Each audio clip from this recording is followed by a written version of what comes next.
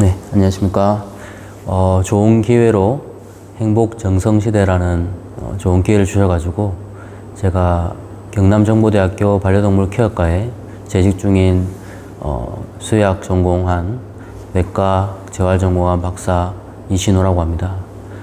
이번 제가 주제를 컨텐츠 내용을 듣고 봤을 때는 반려동물의 행복에 대한 얘기를 좀 해드리고 싶었는데요. 반려동물의 행복이라 하면 제 개인적으로는 보호자들의 관심이라 생각합니다.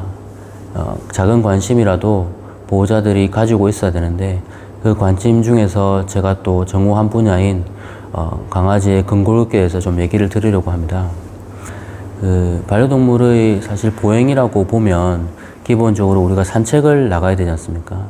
근데 반려동물도 행복하기 위해서는 일단은 보호자와의 교감 중에 산책이라는 하나의 도구도 중요하다고 생각합니다.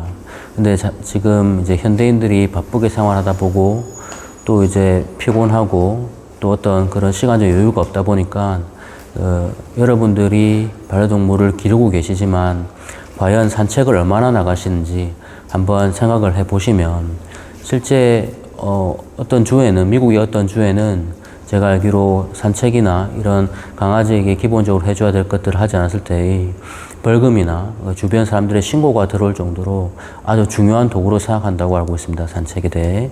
근데 이제 우리나라는 그런 법적인 제재를 떠나서 이제 우리가 이제 강아지를 기르면서 기본적으로 만족시켜야 될 부분이라 생각해서 아직 제재까지는 없지만 제가 보니 이렇게 바쁜 사람들이 너무 많아서 강아지들은 집에만 있는 경우가 허다하더라고요. 근데 이제 중요한 건 그런 게 있습니다. 강아지들요, 산책을 나가보시면 당연히 여러분들도 밖에 나가면 기분 좋고 또 환기가 되는 그런 측면이 있지 않습니까? 우리 강아지들도 나가면 되게 좋아합니다. 첫 번째로. 그 이면에 집에만 있는 강아지랑 밖에 나가서 산책하고 뛰어놀던 강아지랑 첫 번째 차이가 커그니션의 인지 차이가 있습니다. 강아지도 그렇지만 사람도 나이가 들지 않습니까? 이런 나이가 들었을 때 밖에서 생활하는 사람이랑 안에서 계속 이렇게 침상 생활하는 사람이랑 인지 차이가 엄청나고 또 치매 확률이 되게 높아진다고 이미 보고되어 있습니다. 강아지도 마찬가지일 거라 생각이 들고요. 또 한 가지가 근골격계도 마찬가지입니다.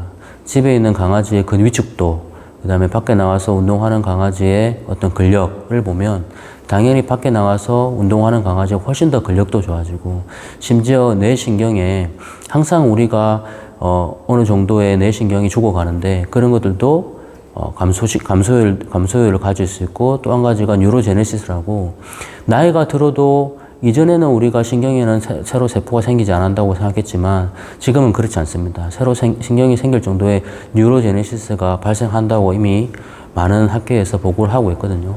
그만큼 운동하지 않은 개체와 운동하는 개체의 차이가 어마무시한 결과를 내고 있습니다.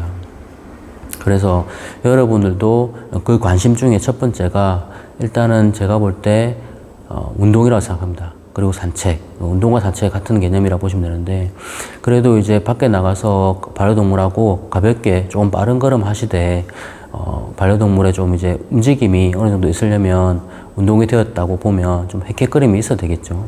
너무 가볍게 반려동물의 산책을 맞추는 것도 좋지만 좀 힘들 수도 있습니다. 두 번째 얘기도 싶은 게 이 이면에 여러분들의 보행 속도를 이렇게 막 가져가실 때 보면 이제 목줄을 이제 우리가 목줄의 법이 있으니까요. 그래서 목줄을 이제 하시게 되는데 근데 그 목줄을 이제 리드를 할 때 너무 강아지들을 내 입장에서 막 전화를 받으면서 이렇게 보행을 신경 안 쓰고 막 땡기다 보면 안 온다고 강아지들 보행의 습관이 나빠진 경우가 있습니다. 예를 들어서 강아지 보행에 뭐 워킹이 있고 트롯이 있고 페이싱이 있고 그 다음에 캔터, 뭐 갤럽 여러 가지 보행 방법이 있습니다. 강아지들 여러분들 우리 사람은 보행할 때 뭐 특별한 보행을 나누지는 않고 뭐 입각기, 유각기, 보행 어떤 게이트라이트를 분석을 하지만 강아지의 경우에는 그런 분석법도 있고 여러 가지 보행 방법이 있습니다.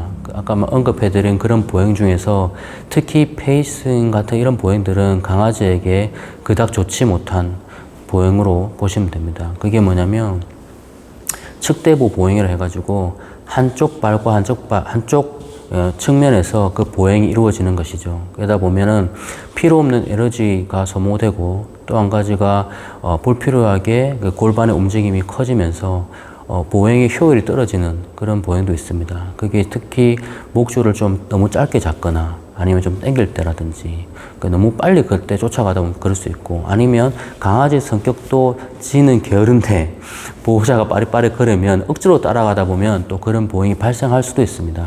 그래서 제가 생각할 때는 여러분들 산책 나가면서 우리 애들 건강이 많이 신경 쓰이실 텐데 그때 지금 여러분들 항상 산책 나가거나 어디 가실 때 소지하고 있는 게 뭔지 아시죠? 바로 휴대폰이지 않습니까? 이 휴대폰을 지금은 너무나 이제 기능들이 좋아가지고 그 슬로우 모션 같은 거를 찍을 수 있지 않습니까? 이게 지금 여러분들 강아지 그냥 보행을 보시면 그냥 잘 걷네 정도밖에 생각 못 하실 수 있습니다만은 아마 그걸 여러 보행 속도로 측정해서 한번 찍어 보시면 어떤 보행을 할 때는 어떻게 패턴이 바뀔 수 있습니다. 지금 제가 이렇게 너무 전문적이라 간단하게 말씀드리지만 아마 한번 프레임을 잘라서 한번 보시면 강아지 보행 패턴이 여러 가지로 보행 속도마다 바뀔 것이고 습관마다 바뀌게 될 것입니다. 그러면서 그것부터 보시는 게 좋을 것 같고 이 모든 것이 이제 제일 저변에는 강아지에 대한 그리고 고양이에 대한 관심이죠. 관심.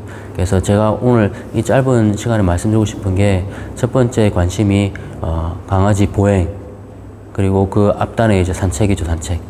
산책 나가면서 보행하고 그 보행 관찰함으로써 우리 애기가 잘못된 보행 습관을 가지고 있는지 그리고 혹시나 내가 그 잘못된 보행 습관으로 인해서 강아지를 아프게 하지 않는지 특히나 근골격계 질병에서 잘 아시겠지만 소형견에서 특히나 우리나라는 소형견이 많이 기르고 계신데 그 소형견 중에 이제 특히 말티즈, 푸들, 포메 같은 애들이 그 내측 슬개골 탈구가 많지 않습니까?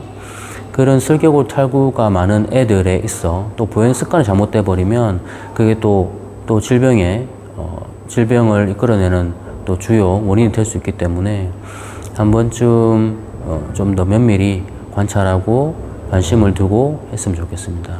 결론적으로 말씀드리면 산책을 첫 번째로 나가시고 그 산책하면서도 좀 세심하게 동영상이나 사진을 찍어서 우리 애기 보행이 괜찮은지 이런 것들도 한번 보시면 충분히 여러분들과 반려동물의 행복을 이끌어낼 수 있는 어떤 과정이지 않을까 생각을 합니다. 그래서 제 얘기가 아주 여러분들에게 얼마나 도움될지 모르겠지만 혹시나 문의를 주실 거면 우리 행복정성시대에 통해서 댓글도 주시고 문의 주시면 제가 좀 같이 답변해드리고 도움이 될 수 있도록 해보겠습니다. 일단 청취해 주셔서 감사하고 저도 여러분 뵙게 돼서 너무 영광입니다. 네, 감사합니다.